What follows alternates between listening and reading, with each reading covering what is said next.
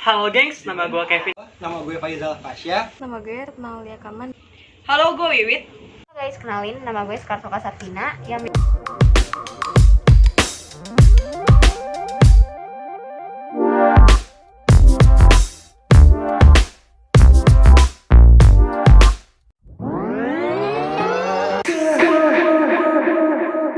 Nah, menurut gue tuh heuristik merupakan pengumpulan sumber sejarah.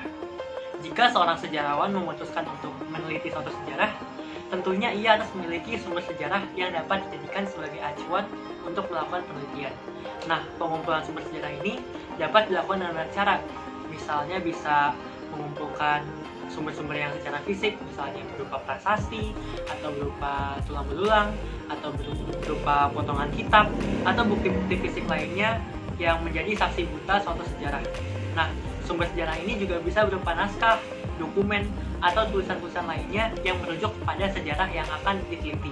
Nah, jika masih ada saksi hidup atau orang yang bisa diwawancara, itu juga merupakan sumber sejarah primer.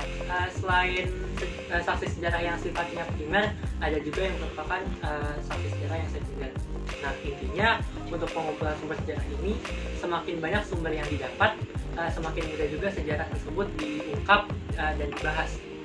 Sejarawan juga akhirnya dapat mengambil benang merah dari bukti-bukti yang didapatkan dengan peristiwa yang sedang diteliti.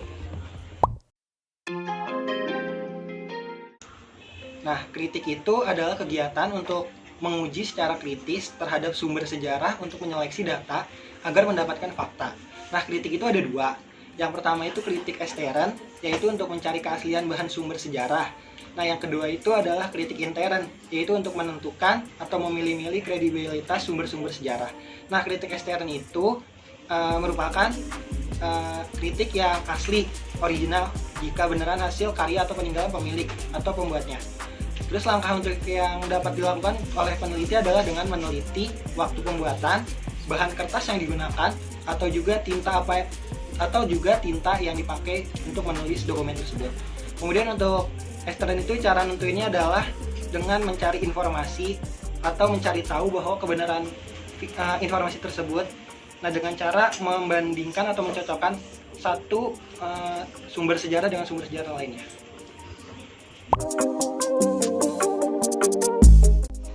Menentukan topik penelitian. Tentunya, seorang sejarawan dalam meneliti suatu sejarah sudah menargetkan sejarah apa yang akan diteliti. Topik yang dipilih di sini pun tidak semata asal-asalan, tapi tentunya topik sejarah yang memiliki daya tarik tersendiri bagi sejarawan. Dan harusnya bersifat orisinal dari sejarawan, dan tentunya terdapat sumber sejarah yang akan diteliti. Contohnya, apakah dia akan meneliti kehidupan zaman megalitikum, atau mungkin kehidupan zaman Romawi, dan sebagainya.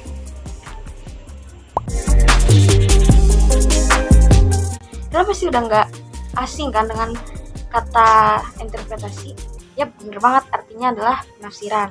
Nah, tahap interpretasi di sini itu artinya adalah menafsirkan sumber sejarah yang udah diverifikasi di tahap sebelumnya. Di sini ada dua macam, yaitu analisis dan sintesis. Analisis ini adalah proses penguraian sumber-sumber sejarah agar menemukan fakta dari suatu sumber sejarah yang nggak ada peristiwanya. Nah, jadi untuk menganalisa ini diperlukan ketelitian dan ketajaman yang tinggi biar dapat faktanya. Nah, sedangkan yang sintesis itu merupakan penyatuan dari fakta-fakta yang ada supaya mendapatkan suatu karya tulis ilmiah.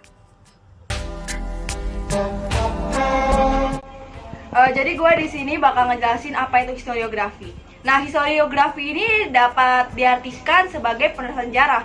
Kenapa? Karena historiografi terdiri dari dua kata, yaitu historia yang artinya sejarah dan grafia yang artinya penulisan. Jadi singkatnya, historiografi adalah penulisan sejarah.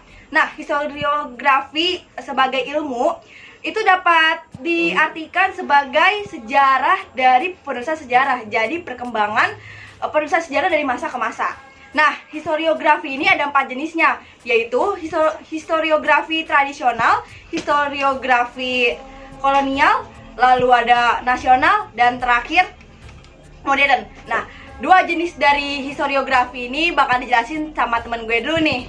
Yang pertama ada historiografi tradisional. Historiografi tradisional merupakan penulisan sejarah yang umumnya dilakukan oleh para sastrawan atau pujangga keraton dan bangsawan kerajaan. Ciri-cirinya adalah sudut pandang penulisannya berbentuk istana sentris. Yang kedua adalah tujuan penulisannya sebagai alat legitimasi raja. Lalu yang kedua ada historiografi kolonial. Historiografi kolonial merupakan penulisan sejarah yang berkembang pada masa kolonial Belanda sejak abad ke-17 sampai abad ke-20 Masehi. Ciri-cirinya adalah tulisannya bersifat subjektif, pemerintahan kolonial, dan mengisahkan sejarah dari orang-orang besar misalnya Daendels dan juga Raffles. Yang ketiga ada historiografi nasional. Ialah penulisan sejarah dengan bangsa Indonesia sebagai subjek utamanya. Model historiografi ini mulai marak setelah bangsa ini merdeka pada Agustus 1945. Contohnya adalah 6.000 tahun Sang Merah Putih karya Muhammad Yamin. Dan yang terakhir ada historiografi modern. Historiografi modern muncul akibat tuntutan ketepatan teknik untuk mendapatkan fakta-fakta sejarah. Contoh historiografi modern adalah Pemberontakan Betani Banten 1888 karya Sartono Kartodirjo dan juga Revolusi Pemuda karya Benedict Anderson. Ciri-cirinya adalah bersifat metodologis. Yang kedua bersifat kritis historis dan sebagai kritik terhadap historiografi nasional. Dan juga munculnya peran-peran rakyat kecil.